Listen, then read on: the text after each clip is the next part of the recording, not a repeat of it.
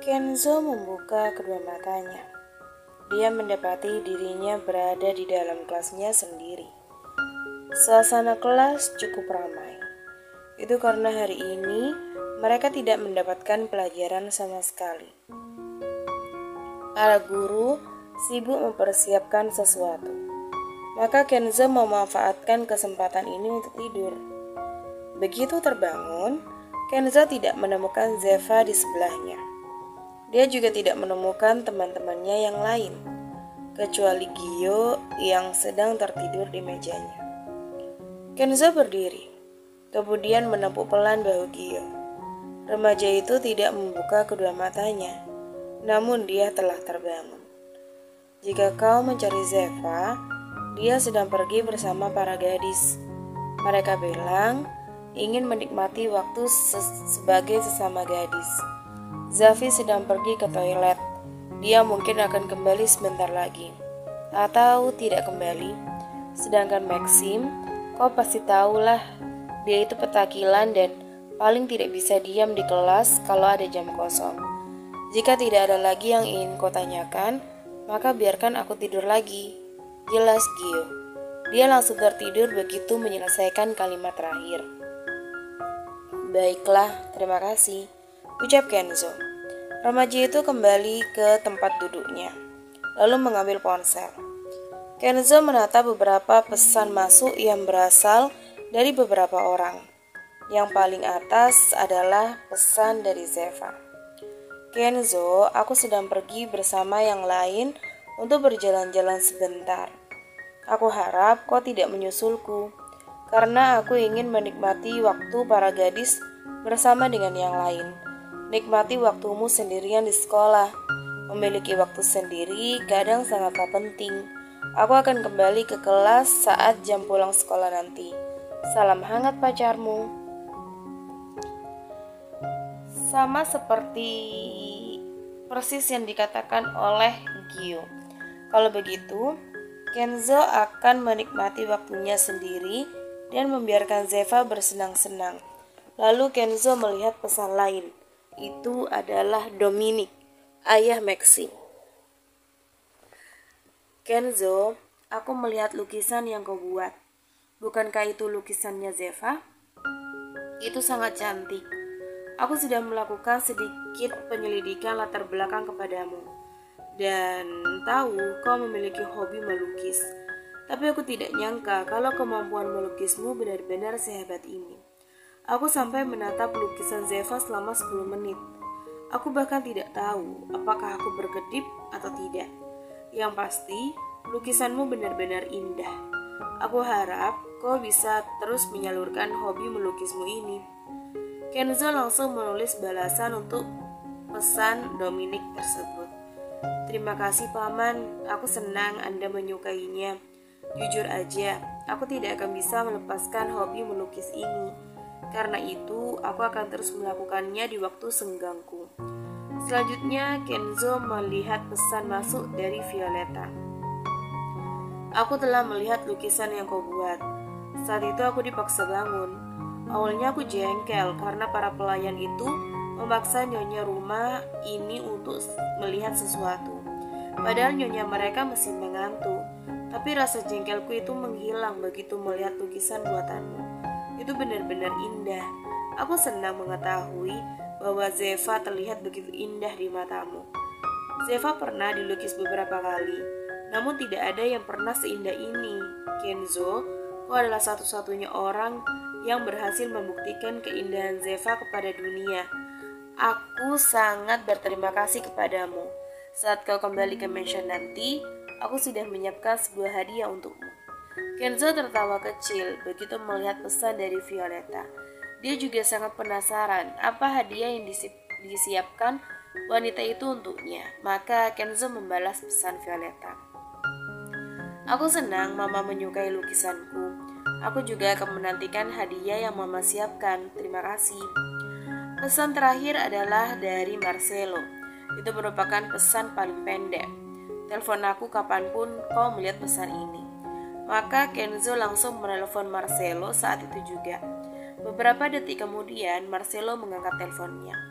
Jika kau berada di kelas, maka kau harus berpindah tempat. Aku ingin bicara denganmu di tempat yang sepi dan tidak bisa didengar banyak orang, ujar Marcelo.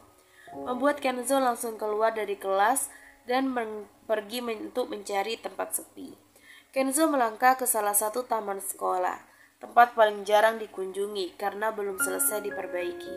Masih ada material yang akan digunakan untuk memperbaiki taman belakang tersebut. Kenzo langsung duduk di bawah pohon besar. Aku sudah mencari tempat yang sepi, Papa, lapor Kenzo. Kau pasti sudah tahu kalau aku telah melihat lukisan buatanmu. Itu benar-benar indah. Aku tidak bisa mengungkapkannya dengan kata-kata. Kau dan kedua tangan berhargamu benar-benar telah bekerja keras. Aku berniat memajang lukisan itu di ruang pertemuan utama Mansion Aguero, sehingga semua orang penting di Aguero bisa memandanginya, ujar Marcelo. Karena kau sudah memberikanku hadiah paling baik, aku juga akan memberikanmu hadiah. Tapi, aku tidak tahu apa yang harus aku berikan kepadamu. Yang terfikirkan olehku hanyalah uang, uang, dan uang. Para pelayan juga hanya menyarankanku untuk memberikan hadiah berupa material berharga. Namun, aku yakin itu tidak akan membuatmu cukup senang. Lalu, aku memikirkan hal lain dan menemukan hadiah yang paling tepat untukmu. Hadiah itu adalah sebuah permintaan. Kau boleh meminta apapun yang kau inginkan, selagi aku masih bisa mengabulkannya, ujar Marcelo. Perkataan Marcelo membuat Kenzo langsung terdiam. Hadiah permintaan merupakan hadiah yang paling tinggi dan paling berharga, paling besar. Karena si pemilik permintaan boleh meminta apapun yang dia inginkan, selagi masih bisa dikabulkan oleh pemberi hadiah. Ini bukan lagi tentang harta, namun juga tentang kekuasaan dan harga diri. Kenzo mengetahui semua ini karena baru kemarin dia membaca tentang hadiah permintaan saat masih berada di Mansion Aguero. Apa-apa serius? Maksudku, aku hanya memberikan sebuah lukisan, ujar Kenzo. Itu bukan hanya sebuah lukisan.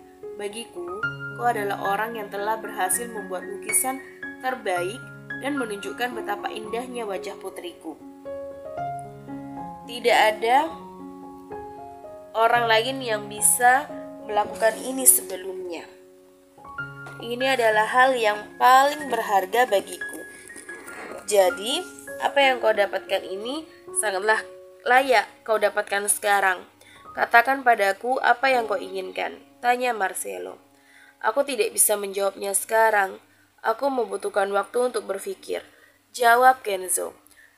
Tubuh remaja itu sedikit bergetar karena dia masih terkejut dengan hal ini. Aku mengerti bagaimana perasaanmu. Kalau begitu, aku akan membiarkanmu memikirkan apa permintaanmu. Batas waktunya adalah sampai aku mati. Artinya, kau masih memiliki banyak waktu. Itu pun kalau aku tidak akan mati dalam waktu dekat. Balas Marcelo, apa yang Papa katakan baru saja. Papa tidak akan mati dalam waktu dekat. Papa masih harus melihat Zeva dan Zafi tumbuh dewasa, ujar Kenzo dengan cepat.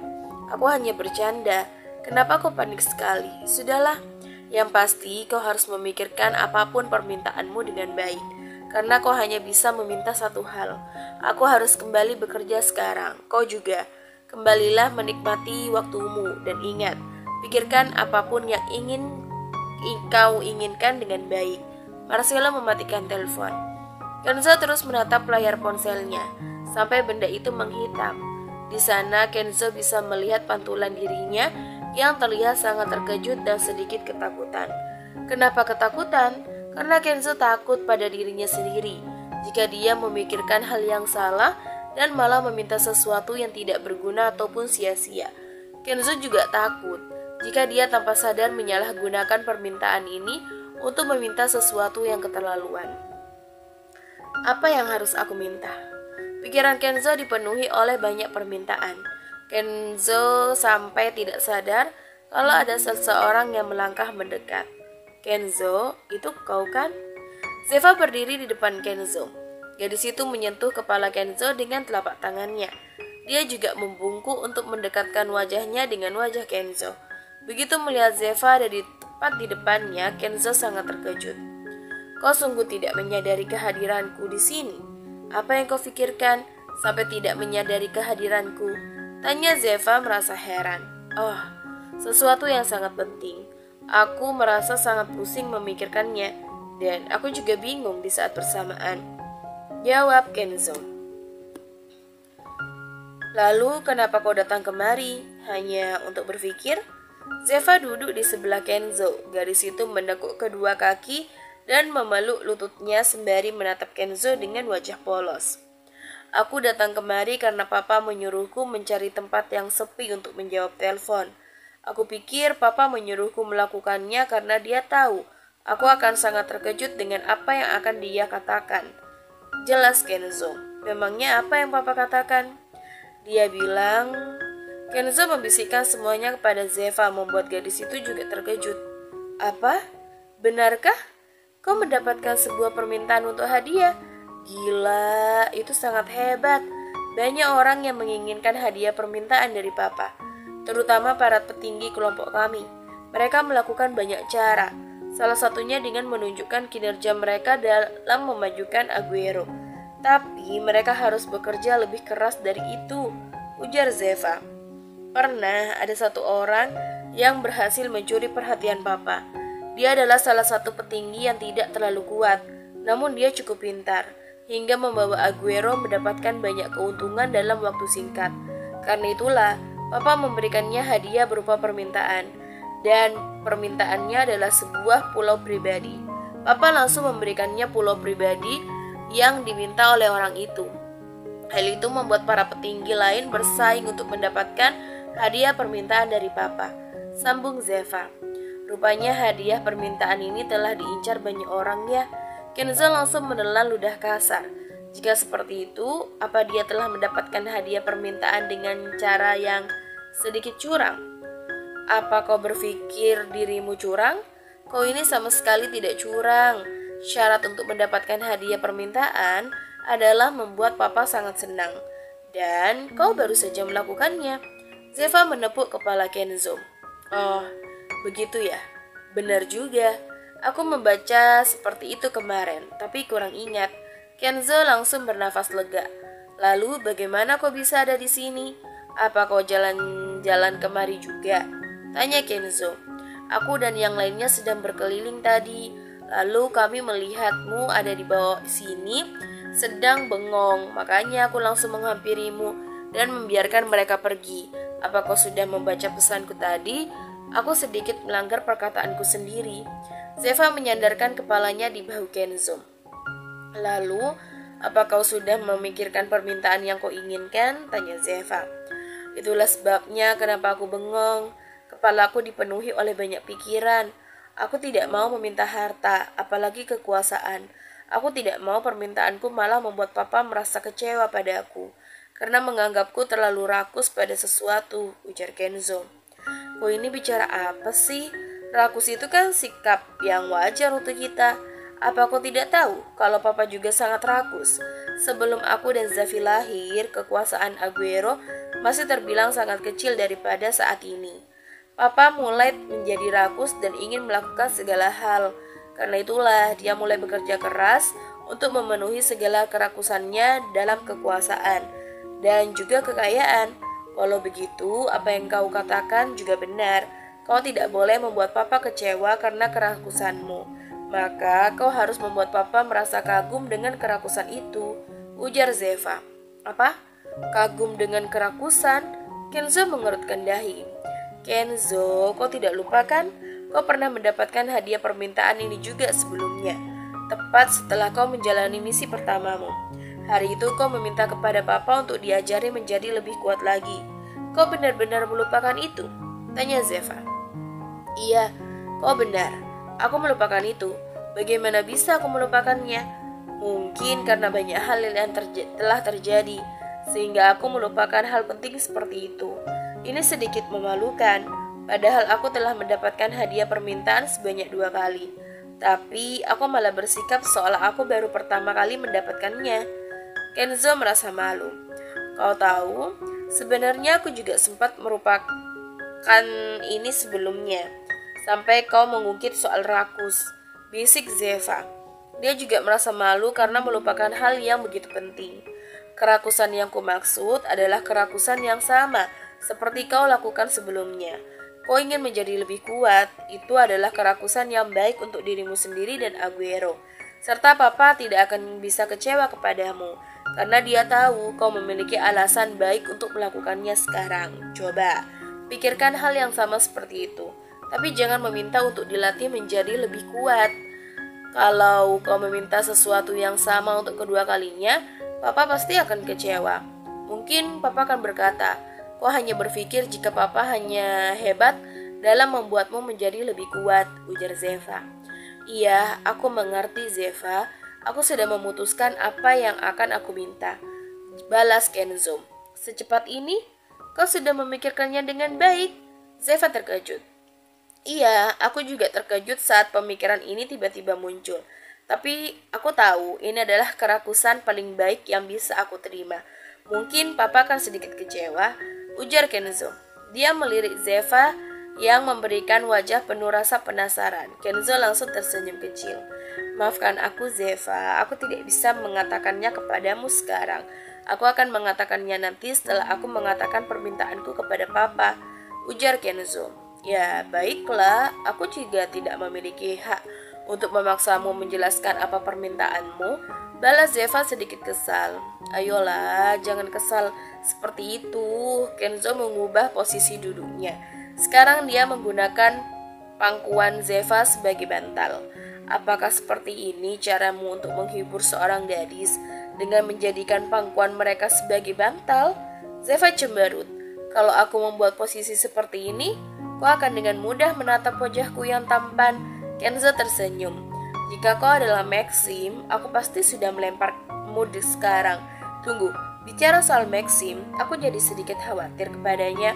Kau tahu sendiri kan, hubungannya dengan Jasmine terancam kandas karena kedua ayah mereka sering bertengkar dan tidak merestui hubungan mereka, ujar Zeva.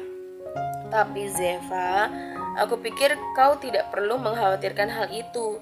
Aku yakin mereka akan mendapatkan restu bagaimanapun caranya. Kedua ayah mereka mungkin bertengkar, tapi bukankah kekuasaan tertinggi berada pada ibu mereka? Celetuk Kenzo. Kau benar. Walau begitu, aku tetap merasa khawatir kepada mereka. Paman Dominic dan ayahnya Jasmine tidak akan tinggal diam saja. Apalagi mereka sering bertengkar setiap hari. Saat ini mereka pasti sedang mengungkit hal ini terus-terusan. Baiklah, apapun yang akan terjadi nanti, aku berharap yang terbaik untuk mereka. Zeva menghela nafas lega. Kenapa Cecilia tidak bisa dihubungi sih? Dominic cemberut karena dia tidak bisa menghubungi Cecilia. Pesannya hanya terkirim untuk dirinya sendiri dan tidak terkirim kepada Cecilia. Dia juga tidak bisa menelpon karena terakhir kali Cecilia mengirimnya pesan agar tidak menelpon. Sampai kapan kau ada di sini? Memangnya kau tidak punya pekerjaan? Tanya Marcelo. Pria itu masih fokus mengerjakan seluruh dokumen di meja kerjanya. Sejak Marcelo pergi melihat lukisan Zeva, Dominic tiba-tiba datang dengan wajah kesal. Dia sempat melihat lukisan Zeva sebentar lalu terpesona sebelum melanjutkan wajah kesalnya. Dari tadi pun, pria itu hanya diam di ruang kerja Marcelo. Dia berbaring pada sofa dan memainkan ponselnya sepanjang waktu. Aku punya banyak pekerjaan, itu adalah pekerjaan yang sangat menumpuk. Tapi aku tidak bisa mengerjakannya dalam situasi seperti ini. Aku tidak bisa fokus. Banyak hal yang terjadi. Putraku jadian dengan putri rivalku. Lalu sekarang istriku tidak bisa dihubungi sama sekali. Bahkan bawahan terbaiknya pun menutupi kemana Cecilia pergi dan sedang apa dia. Kesal Dominic. Inilah yang disebut bukan seorang profesional.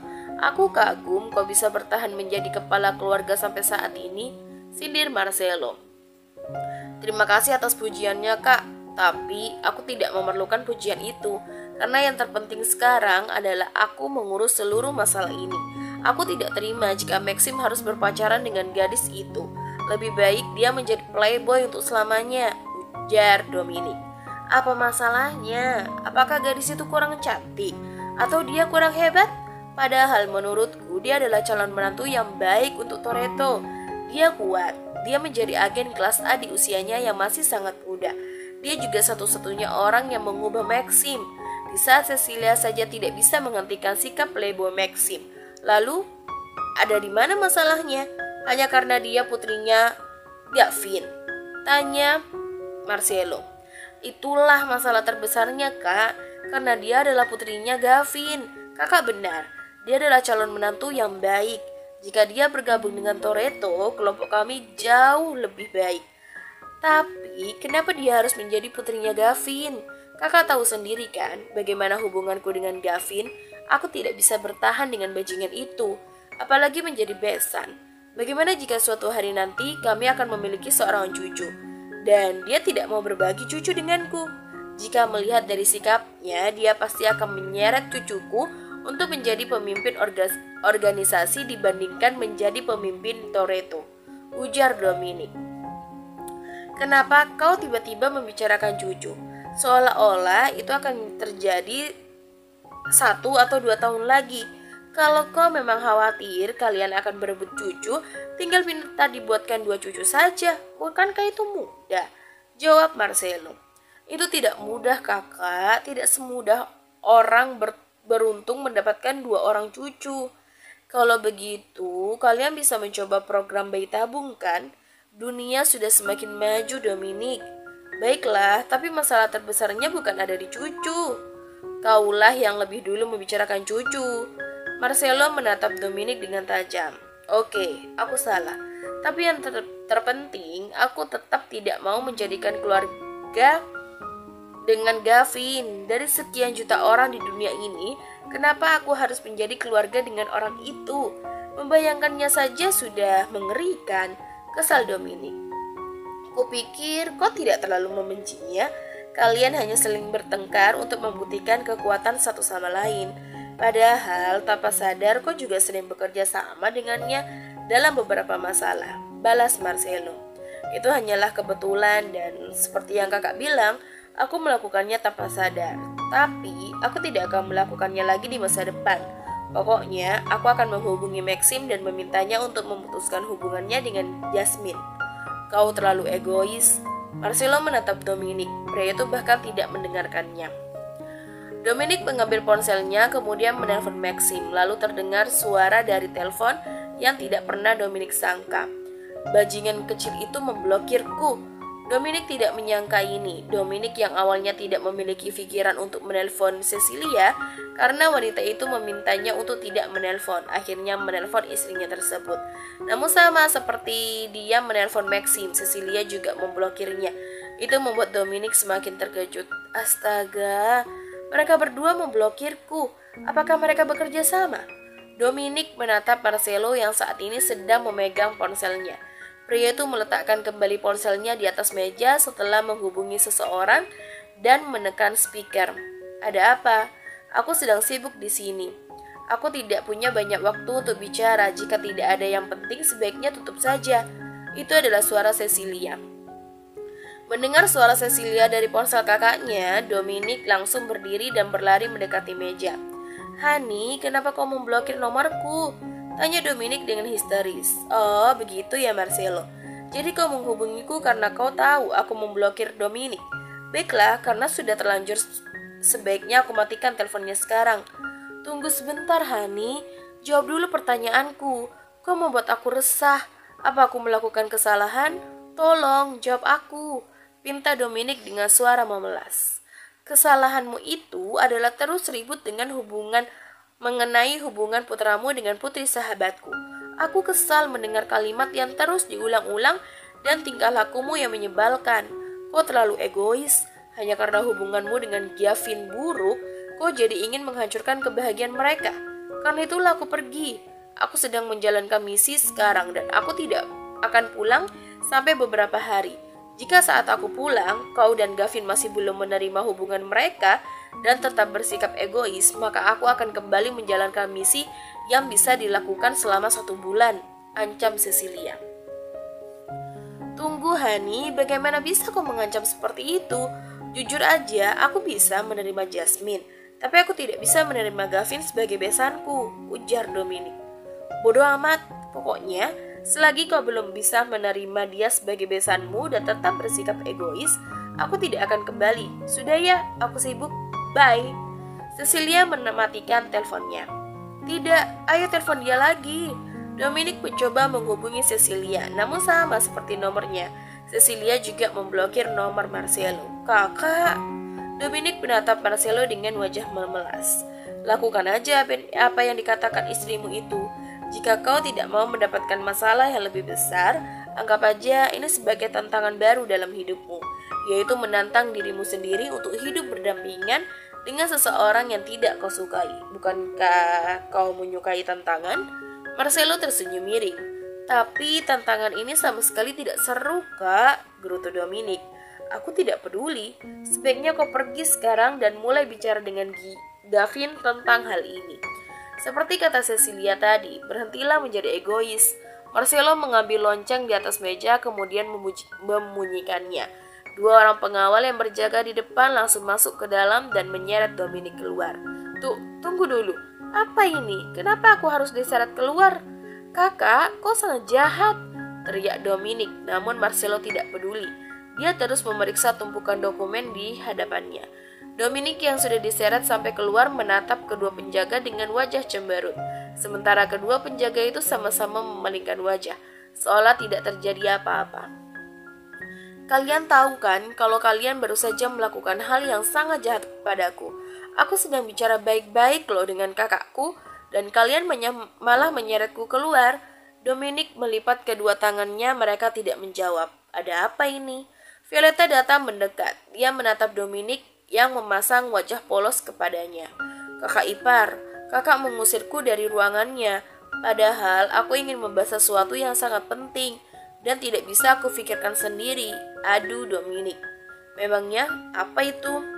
Ini tentang hubungan Maxim dan Jasmine. Aku tidak mau mereka tetap bersama. Perkataan Dominic membuat dirinya mendapatkan tatapan tajam dari Violeta. Dominic pun tersentak dan langsung memalingkan wajahnya dengan perasaan merinding. Coba katakan sekali lagi, pinta Violeta dengan nada dingin. Ia membuat tubuh Dominic merasa semakin merinding. Aku baru ingat kalau aku memiliki sesuatu yang lebih penting sekarang dan harus dikerjakan. Aku akan pergi sekarang. Dah kakak ipar. Dominic langsung berlari kabur. Violeta yang melihat itu hanya menghela nafas sebelum memasuki ruangan Marcelo. Apa saja yang dikatakan Dominic dari tadi? Tanya Violeta sembari menutup pintu.